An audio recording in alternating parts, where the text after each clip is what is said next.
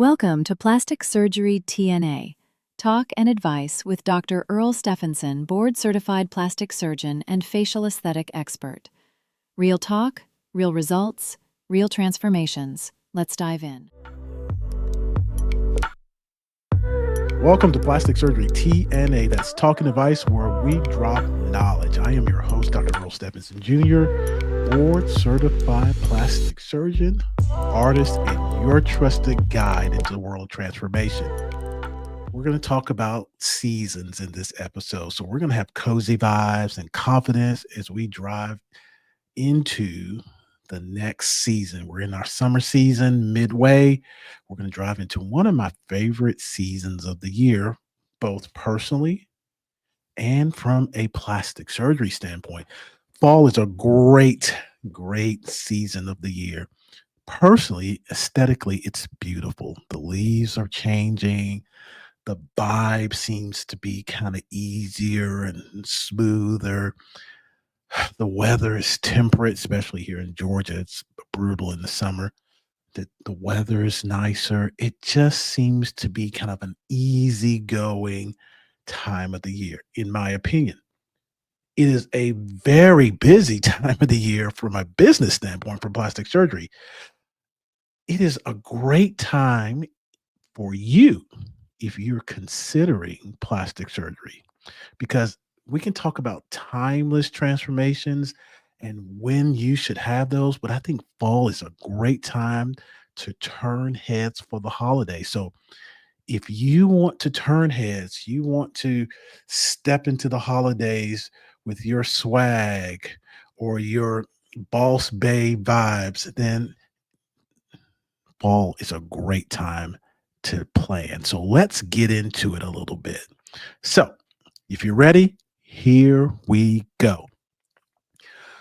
Fall is just not the season for Starbucks and pumpkin spice lattes, which not my favorite, but everybody seems to like them. It's a time to plan, especially if you want your transformation. It's, you know, the summer is where you kind of wind things down. You've had your beach vacation or you just chilled out. You've got the kids kind of set up, for school starting in September or late August. You've done your school shopping, you've gotten all your supplies. You've kind of just taken a deep breather and you've gotten everybody back into the swing of the fall season. And now you can take maybe a breath and take a little time for yourself. So if you've been thinking, man, I really would like to look sharp for the holidays. Oh, you dread taking pictures. You want to go and kind of, again, have that swagger or have that boss babe vibe because, you want to look good for that Thanksgiving dinner.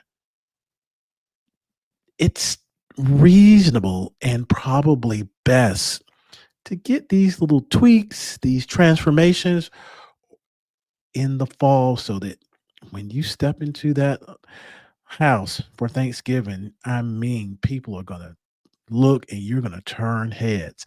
So you want to look good, feel good, and you want to sculpt yourself so that you, during sweater weather, will look amazing. So let's call fall not the season of pumpkin spice, but it's your planning season.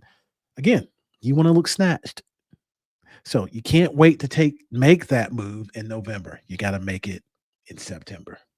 So you have to do a couple of things or think about a couple of things. You have to give yourself enough time for a consultation with a board certified plastic surgeon. If you're ready to move forward, you've got to schedule your said procedure. And then you got to give yourself time to recover. So let's talk a little bit about recovery. If you're doing most transformations, whether it's facial sculpting with the liposuction of your neck or a face and neck lift, or you're doing breast surgery or body contouring, you're going to have to wear the dreaded garment. Everyone hates it. Everyone hates it.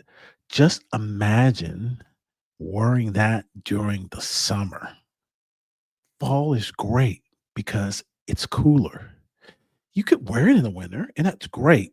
But during the holidays, you're too busy. You don't want to put on all these garments and then go out to functions.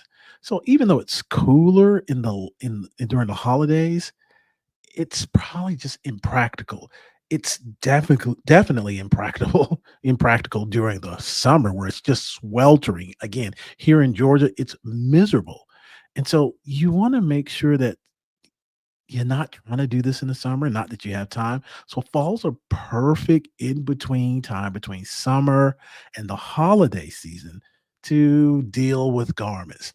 You want to make sure you have a garment that wicks moisture. So if you do this in the summer, and people do, and that's okay, but you got to have a garment that draws sweat from the body and it kind of absorbs it. You got to make sure that you drink plenty of fluids because, again, in the summer, if you choose to do this, you're going to lose a lot of fluid from surgery and the recovery. You're going to lose a lot of fluid from just being in the heat of the summer. Not that you don't want to do these things in the fall, it's less burdensome in the fall. So, again, fall's a better time to wear your garment so that you're ready for the holiday season. It's a natural downtime. Like I said before, you kind of got things put to bed. The kids are kind of ready to go to their next level of school, or they've moved out of the house and they've gone to college or gotten a job. Your husband's back to his natural swing, or your partner's back to their natural swing. You're kind of back in your groove. And as the days get shorter and the days get cooler, you can wear that garment and you can stack clothing on top of that and you won't look odd. So as you try to hide the garments, if you want to, wear a jacket or a sweater on top of your blouse or your shirt, nobody's really going to question that. So it's a natural downtime in that sweet spot of September to maybe early to mid November. So keep those things in mind. Again, cooler weather planning and surgery means hotter results. Again, less sweating, so there's less irritation your surgical incisions from sweat. Sweat keeps things moist, and bacteria love moist areas. They just run rapid. So you run the risk of infection. So falls a little cooler, less sweating, less risk of infection from that standpoint. Moisture from sweating also makes things just kind of mushy or macerated. So that can disrupt healing. Again, because of fall, cooler weather, naturally, there's less sweating from you, less moisture, less mushiness, therefore better healing. And from a practical standpoint, if you do this in the late summer, early summer, when you have the opportunity to do it in the fall, sweating just disrupts and loosens bandages and dressings, and then you have to change it more frequently. Then you subjugate the incision or incisions to the environment more frequently than you maybe have to, and that could be a chance for some bad player, like a bad bacteria, to come in and cause havoc. So again, cooler weather, hotter results, fall's great time because there's less sweating. Also, there's shorter days, so there's less sun. You can reduce hyperpigmentation. Now, some ethnic groups don't really suffer from that, but I believe everybody does. If you are Caucasian or white and you subject yourself to sun after a surgery, no, you don't get the brown spot, you get that red spot or that red line that persists, not just for a period of time and goes away and blends with your skin, but persists. Or if you're African American, you're Latin American, you're Native American, you have pigmentation of your skin, you can get actual hyperpigmentation of that skin. And because in the summer, there's more sunlight. In the fall, there's shorter days and less sunlight, which makes fall a great time. In the summer, again, more sunlight, so you got more UV radiation and more UV radiation damage. You have basically two types of UV radiation, really three, but two, UVA and UVB. There's also UVC, which is more of a tanning bed thing, but UVA and UVB that damages skin cells and it damages the DNA.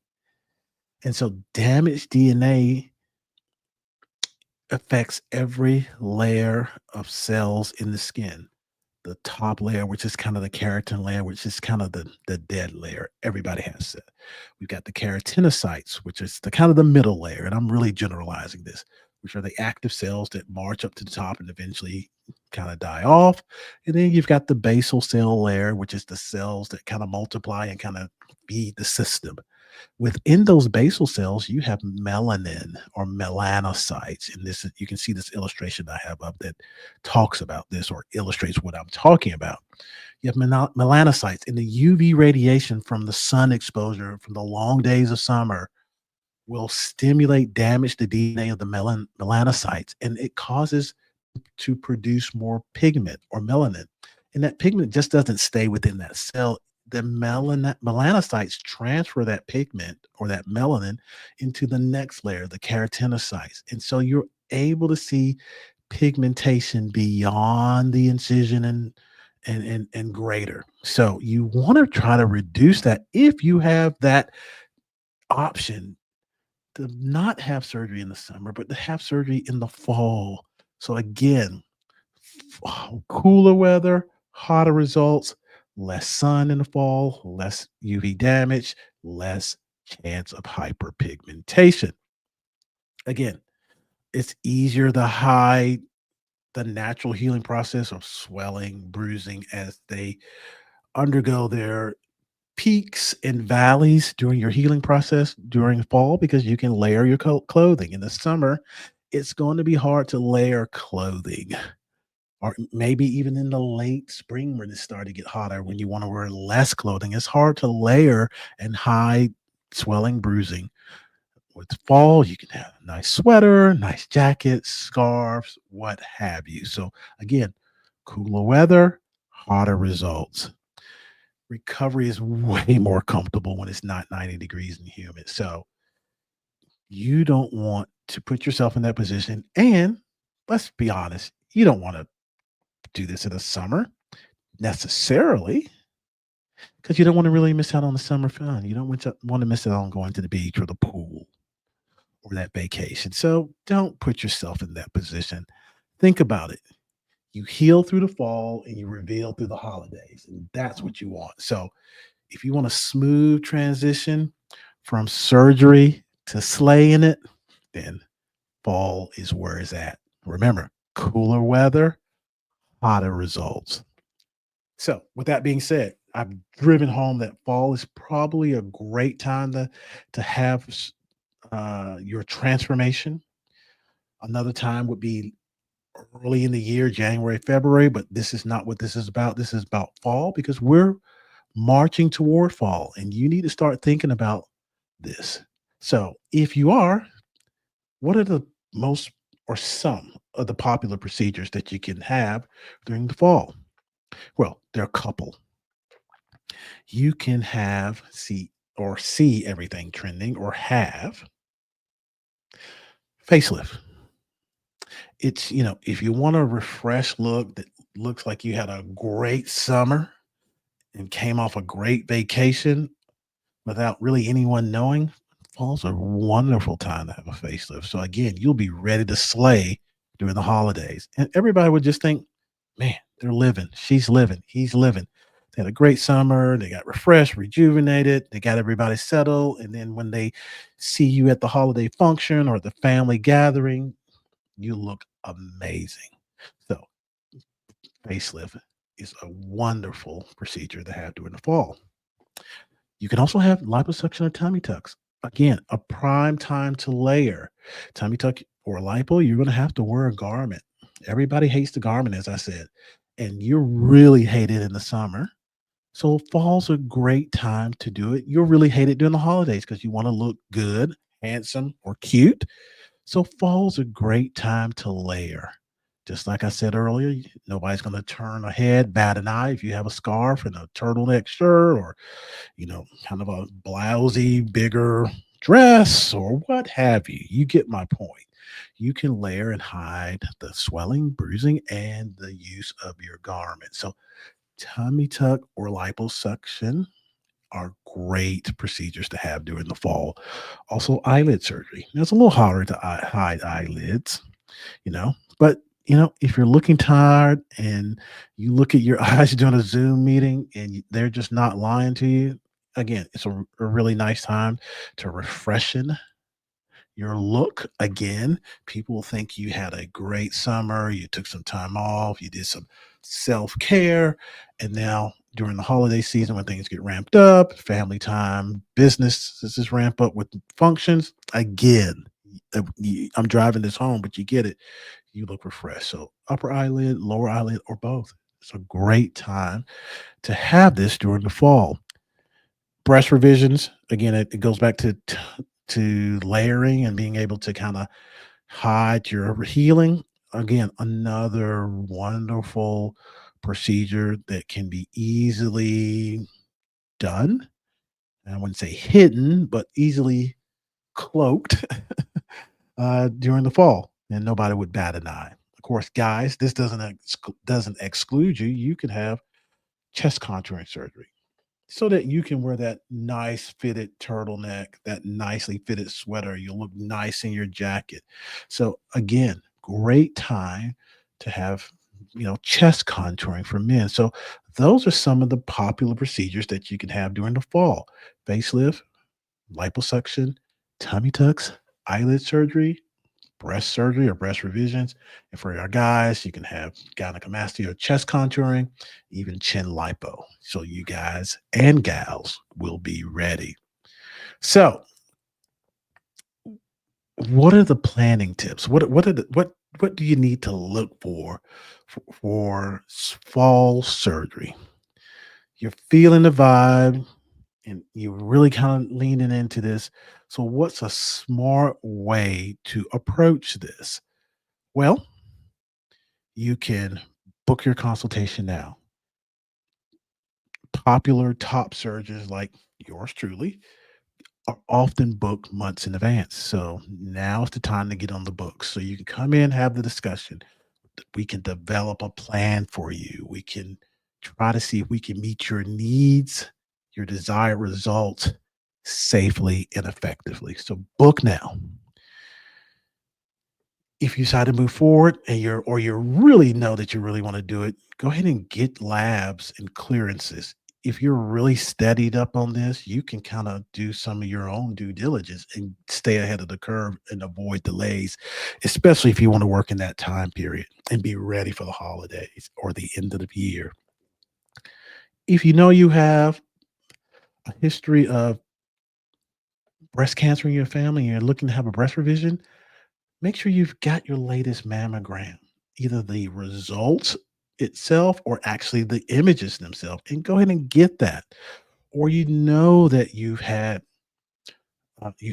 high blood pressure and maybe you have a little bit of a cholesterol problem.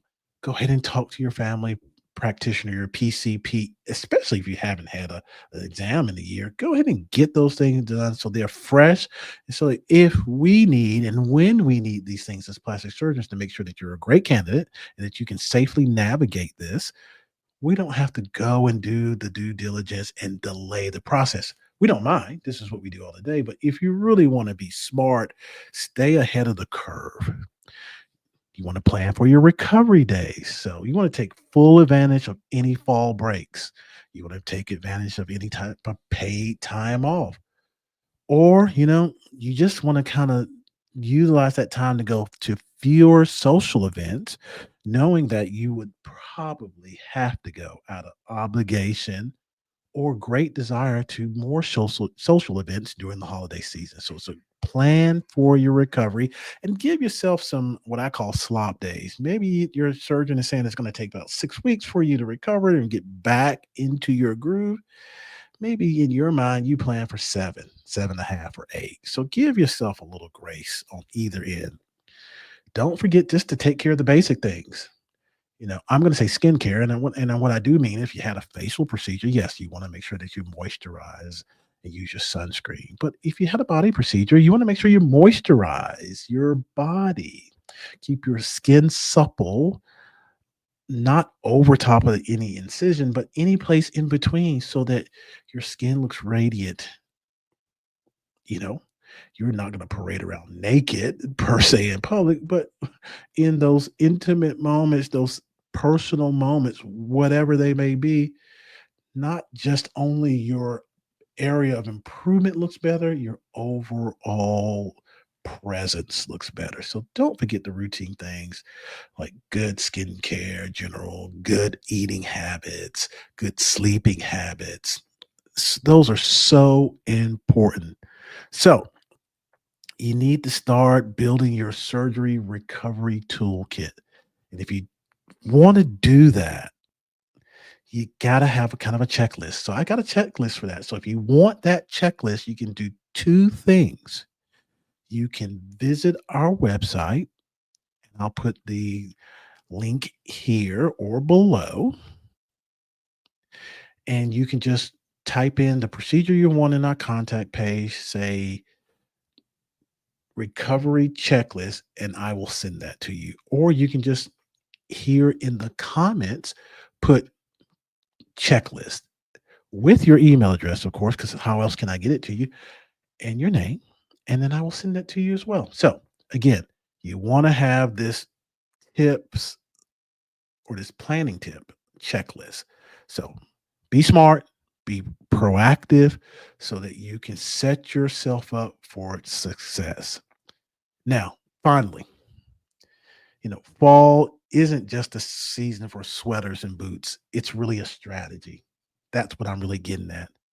If you're considering transformational plastic surgery, where it's a small tweak or it's the granddaddy of them all. So, the best kept secret of our clients is to look stunning when the holidays roll around, is to really step ahead and walk in your confidence and self care and energy all year round. And we really want to help you do that. And if you're not there, fall is a wonderful time to step into that.